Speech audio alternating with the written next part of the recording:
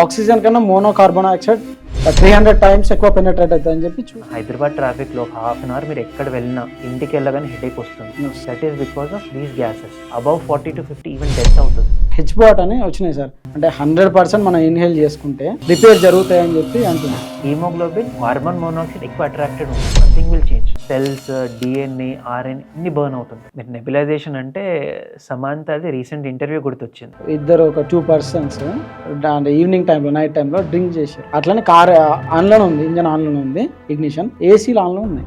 Over dose అయినట్టు తాగి పడుకున్నారు. అట్లనే మార్నింగ్ లేచేసరికి చనిపోయారు. Pink salt, white salt actually there is no difference. Pink salt Pakistan belt లో ఉంటుంది. ఓకే. పింక్ సాల్ట్ ఇండియాకి వచ్చి ప్యూరిఫికేషన్ అవుతుంది. హిమాలయన్ సాల్ట్ అంటారు అందుకే. So Pakistan and India. పుజారీలు అంటే వాళ్ళు క్లోజ్ రూమ్ లో ఉంటారు. గర్భగుడి చిన్నగా ఉంటుంది. సో అదే దాంట్లో మీరు ఎప్పుడైనా నోటీస్ చేసిన గర్భగుడి వాల్స్ మొత్తం బ్లాక్ ఉంటాయి. ఎందుకు? స్మోక్ కి బ్లాక్ అయి ఉంటాయి.